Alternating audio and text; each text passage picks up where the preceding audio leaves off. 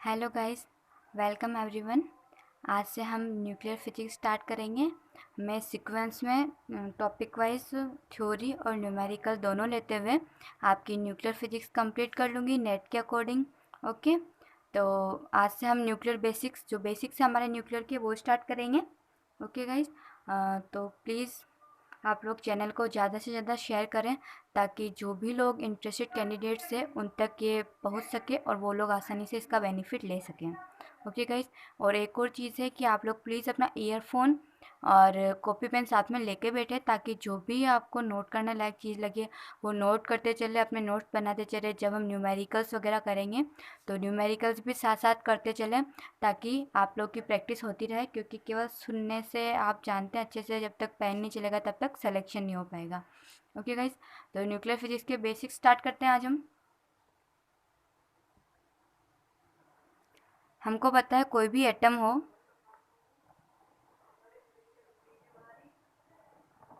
Okay, atom के अंदर एक स्मॉल सा पार्ट होता है, उसको हम क्या बोलते हैं? न्यूक्लियस बोलते हैं। इस न्यूक्लियस के अंदर प्रोटॉन्स होते हैं, इसके अंदर न्यूट्रॉन्स होते हैं। मोस्ट ऑफ द पार्ट जो होता है उसका मतलब जो ये न्यूक्लियस जो होता है ये बहुत हैवी होता है, क्योंकि ज़्यादातर मास जो होता है अपने एटम का वो क्या होता है, इसी के अंदर कंसंट्रेट होता है। ये हम छोटी क्लास में सारा पढ़ चुके हैं। और इलेक्ट्रॉन्स जो है वो इसके साइड बाय साइड रिवॉल्व करते रहते हैं। ओके गाइस, तो अब हम देखते हैं कि कोई भी एलिमेंट है उसको हम डिनोट कैसे करते हैं। ठीक है, तो एलिमेंट को डिनोट हम करते हैं एक्स जेड ए से। एक्स यहाँ पर क्या है? एक्स जो है वो एलिमेंट का सिंबल है। एक्स जो है वो एलिमेंट का सिंबल है। जेड यहाँ पर क्या है? जेड उस एलिमेंट का एटॉमिक नंबर है। और ए क्या है यहाँ पर? ए उस एलिमेंट का मास नंबर है। ठीक है गाइस, अब हम देखते हैं कि इसके अंदर आइसोटॉप्स क्या होते हैं, आइसोबार्स क्या होते हैं, आइसोटोन्स क्या होते हैं। ओके, तो इस तरीके से हम पहले एक बार इसका एक कोई एग्जांपल देख लेते हैं, जैसे कि 2He4 है। ओके, तो 2He4 के अंदर ये चीज़ क्या होती है? एटॉमिक नंबर जेड, तो जेड की वैल्यू क्या हो गई? 2। ये क्या होता है? Mass number. मास नंबर ए क्या हो गया? 4। अब मास नंबर क्या होता है? तो mass number A equals to number of protons plus number of neutrons plus number of protons. तो वो हमारा कितना है? 4 है। ओके, तो प्रोटॉन यानी नंबर ऑफ प्रोटॉन्स किसके बराबर होते हैं? Z equals to 2। तो इसका मतलब न्यूट्रॉन्स कितने हो गए? 2। आई नो थोड़ा बेसिक है, पर बहुत सो के जो भी कंसेप्ट है वो इजीली क्लियर होते जाए, इसके लिए हम लोग पूरा लेते हुए चलेंगे। ठीक है गाइस, अब हम देखते हैं आइसोटोप्स, आइसोबार्स और आइसोटोन्स की बात करते हैं। Isotopes, isobars and isotones. ठीक है, आइसोटोप्स क्या होते हैं? ऐसे एलिमेंट्स जिनके अंदर एटॉमिक नंबर जेड जो है वो तो सेम हो और मास नंबर ए जो है वो डिफरेंट हो। ठीक है, आइसोबार्स की बात करते हैं, तो इसमें क्या है? ऐसे एलिमेंट्स जिनके अंदर जेड जो है वो तो डिफरेंट हो लेकिन मास नंबर ए जो चीज़ है वो क्या होनी चाहिए? सेम होनी चाहिए। और आइसोटोन्स किनको बोलते हैं? तो आइसोटोन्स उनको बोलते हैं जिनके अंदर नंबर ऑफ न्यूट्रॉन्स जो है वो सेम रहे। एग्जाम्पल देख लेते हैं। आइसोटॉप्स तो अपन नॉर्मली सुनते हैं हाइड्रोजन के आइसोटॉप्स। ओके, तो हाइड्रोजन के आइसोटॉप्स बोले तो 1H1, 1H2, 1H3। ये क्या है? हाइड्रोजन के आइसोटॉप्स है। ठीक है, यहाँ पर क्या है? Z1 यानी एक प्रोटॉन है और मास नंबर 1 है यानी न्यूट्रॉन इसके अंदर है ही नहीं, तो ये अपनी क्या है? नॉर्मल फॉर्म हाइड्रोजन की। ओके, फिर 1H2, इसको हम क्या बोलते हैं? न्यूट्रॉन। तो 1H2, तो इसका मतलब क्या है? Z equals to 1। प्रोटॉन इसमें एक है और न्यूट्रॉन इसमें कितना है? न्यूट्रॉन भी इसमें एक है। तो प्रोटॉन प्लस न्यूट्रॉन यानी मास नंबर टोटल कितना हो गया? 2। इसी तरह से 1H3। अब आइसोबार्स क्या हो गए? जिनमें जेड अलग हो और ए की वैल्यू सेम हो। ओके, तो इसमें एग्जाम्पल देखें हम तो O816, 7N16। तो दोनों के अंदर ये चीज़ देखिए, आइसोबार्स यानी ए सेम होना चाहिए, तो ये सेम है। अब आइसोटोन्स की बात करते हैं। आइसोटोन्स के अंदर क्या कि नंबर ऑफ न्यूट्रॉन्स जो है वो सेम रहना चाहिए, जैसे कि 7N14, C613। ठीक है, तो इसमें क्या है? जेड यानी ये प्रोटॉन 7 है, न्यूट्रॉन कितने में 7। अब इसके अंदर 6 प्रोटॉन है तो 13 - 6 यानी 7, न्यूट्रॉन वापस कितने में 7। तो इन दोनों के अंदर क्या नंबर ऑफ न्यूट्रॉन सेम है, इसका मतलब ये आइसोटोन्स हुए हैं। ठीक है गाइस। अब हम मिरर न्यूक्लियस की बात करते हैं। मिरर न्यूक्लियस बोलते किसको है, ठीक है। तो दो एलिमेंट्स है कोई, अगर उनमें प्रोटॉन और न्यूट्रॉन इंटरचेंज हो, क्या है, proton and neutrons are interchanged. इसका मतलब क्या हुआ कि इसके अंदर जितने प्रोटॉन होंगे इसके अंदर उतने न्यूट्रॉन होंगे, और इसके अंदर जितने न्यूट्रॉन होंगे इसके अंदर उतने प्रोटॉन होंगे, ठीक है। और क्या है, तो इसका मतलब क्या है, Z1 माइनस का Z2 इक्वल्स टू 1, यानी इन दोनों के एटॉमिक नंबर में 1 का डिफरेंस होता है। Z1 क्या है, फर्स्ट वाले एलिमेंट का एटॉमिक नंबर, और Z2 क्या है, सेकंड वाले एलिमेंट का एटॉमिक नंबर। और ये दोनों जो एलिमेंट्स है वो क्या है, मिरर न्यूक्लियस है। जैसे कोई एग्जांपल ले लेते हैं हम, क्रोमियम 2449, मैग्नीज 2549, ठीक है। अब इसके अंदर नंबर ऑफ प्रोटॉन्स कितने हैं 24, नंबर ऑफ न्यूट्रॉन्स कितना है 49 - 24 यानी 25, और इसके अंदर प्रोटॉन्स कितने हैं 25, और न्यूट्रॉन्स कितने हैं 49 - 25 यानी 24, ओके। और ये क्या है Z1, ये क्या है Z2। तो इसका मतलब इसमें जितने प्रोटॉन है इसमें उतने न्यूट्रॉन है, और इसमें जितने न्यूट्रॉन है इतने उसमें प्रोटॉन है, और Z1 - Z2 1 होना चाहिए। तो यहाँ पे इन दोनों में डिफरेंस कितना है, 1 यूनिट का डिफरेंस है, ठीक है गाइस। अब हम लोग न्यूक्लियर रेडियस की बात करते हैं।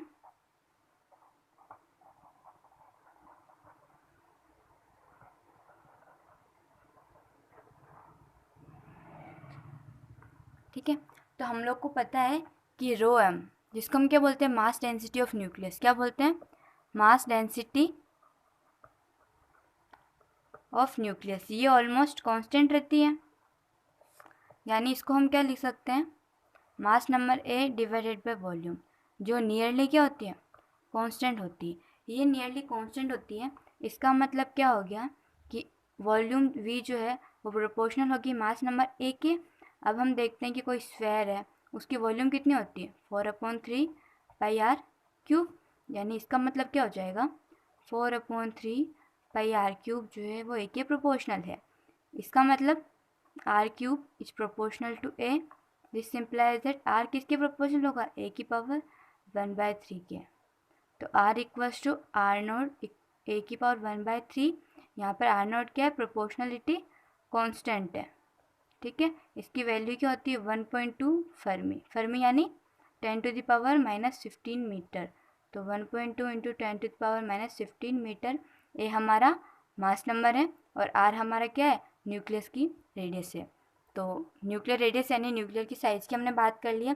फिर जैसे हम स्पिन की बात करते हैं, स्पिन, तो फर्मियंस बोसोन्स इनका कंसेप्ट सबको पता होगा, वो स्टैटिस्टिकल के अंदर काफ़ी अच्छे से पढ़ने आते हैं। तो स्पिन के अंदर क्या होता है कि न्यूक्लियस की स्पिन किससे दी जाती है, उसके कंस्टिट्यूएंट से, यानी उसके न्यूक्लियस के अंदर क्या होता है, प्रोटॉन और न्यूट्रॉन होता है।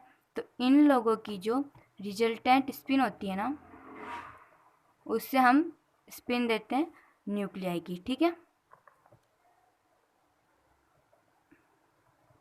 एक न्यूट्रॉन की स्पिन कितनी होती है, हाफ होती है, प्रोटॉन की भी हाफ होती है। ये दोनों क्या फर्मियोन है, फर्मियोन यानी क्या होता है, ऐसे पार्टिकल्स जिनकी स्पिन जो होती है वो हाफ इंटीग्रल होती है, यानी हाफ 3/2 इस टाइप की होती है। तो प्रोटॉन की भी हाफ होती है, और न्यूट्रॉन की जो स्पिन होती है वो भी हाफ होती है, ओके। नेक्स्ट पॉइंट हम देखते हैं, पैरिटी की बात करते हैं। जैसे तो पैरिटी की प्रॉपर्टी होती है, ओके। तो हमको पता है कोई भी सिस्टम होता है, जैसे हम क्वांटम में भी पढ़ते हैं, बाकी पढ़ते हैं, तो उसको हम रिप्रेजेंट किससे करते हैं, वेव फंक्शन से करते हैं। वेव फंक्शन यानी साई, साई जो है वो, जैसे हम मान लेते हैं कि स्पेस कोऑर्डिनेट्स की जब हम बात करते हैं तो साई XY Z का फंक्शन है, ठीक है। तो पैरिटी क्या प्रॉपर्टी होती है कि अगर हम स्पेस इन्वर्जन करते हैं, ठीक है, यानी अगर हम साई -X -Y -Z करते हैं, तो ये करने के बाद भी अगर हमें साई एक्स वाई जेड मिलता है, ओके, वेव फंक्शन। तो इसका मतलब पैरिटी जो है वो कैसी हो गई, हमारी इवन पैरिटी हो गई, ओके गाइस। और अगर psi minus x minus y minus z करने के बाद में हमको माइनस साइन बाहर आ जाता है, तो इसका मतलब क्या हुआ कि पैरिटी जो है वो ऑड पैरिटी आती है, ठीक है। इसके बाद हम पढ़ते हैं बाइंडिंग एनर्जी का कंसेप्ट।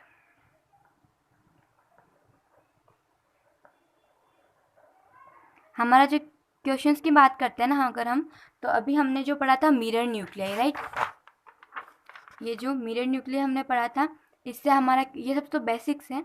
मिरर न्यूक्लियाई से हमारा क्वेश्चन आता है, क्वेश्चन किस टाइप का आता है और इसमें फॉर्मूलाज का क्या यूज़ होता है, कौन से फॉर्मूलाज यूज़ होते हैं, वो मैं अगली वीडियो में बता दूंगी।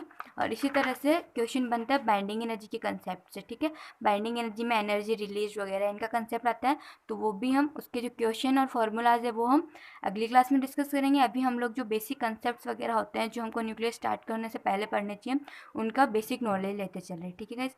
बाइंडिंग एनर्जी क्या होती है, तो हमको पता है कि न्यूक्लियस के अंदर क्या होता है कि जो कंस्टिट्यूएंट होते हैं यानी कि प्रोटॉन न्यूट्रॉन, वो लोग आपस के अंदर मतलब उनके अंदर स्ट्रॉन्ग फोर्सेस होते हैं। अगर हमको उनको अलग करना है तो हमको उनको कुछ ना कुछ एनर्जी देनी पड़ती है। तो जो न्यूक्लियस के अंदर कंस्टिट्यूएंट पार्टिकल्स है यानी कि न्यूक्लियॉन्स हैं, उनको सेपरेट करने के लिए हमें जो एनर्जी देनी पड़ती है उसी एनर्जी को हम बाइंडिंग एनर्जी बोलते हैं, ठीक है।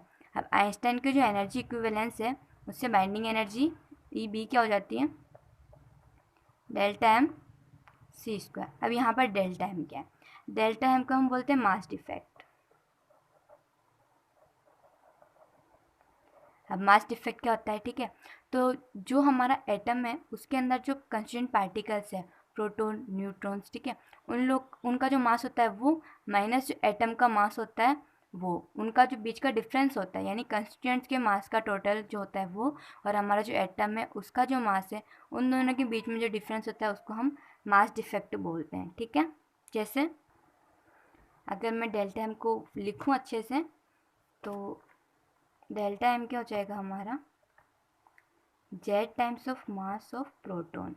जेड मतलब क्या होता है, एटॉमिक नंबर यानी नंबर ऑफ प्रोटॉन्स, और ये मास ऑफ प्रोटॉन जो एक का होता है यानी इससे क्या हो जाएगा, टोटल हमारे प्रोटॉन्स का मास हो जाएगा, plus A minus Z times of mass of neutrons. अब ए माइनस जेड यानी नंबर ऑफ न्यूट्रॉन्स, तो ये तो क्या हो गया, न्यूक्लियस के जो कंस्टिट्यूएंट्स है वो, और न्यूक्लियस का एटम बनने के, एटम बन गया ना हमारा, मतलब न्यूक्लियस बन गया, उसके बाद उसका क्या मास है, माइनस एम ए जेड, ये हमारा टोटल हो जाता है मास डिफेक्ट।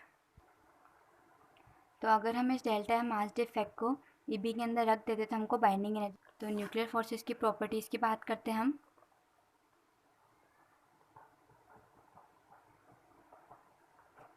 तो देखिए हमको पता है कि फोर्सेस जो होते हैं वो नेचर में 4 टाइप के होते हैं। 11th-12th में हम लोग इसको काफ़ी डीपली पढ़ चुके हैं, gravitational forces, strong force, weak force और इलेक्ट्रोमैग्नेटिक फोर्सेस। तो स्ट्रॉन्ग फोर्स यानी यही न्यूक्लियर फोर्स है।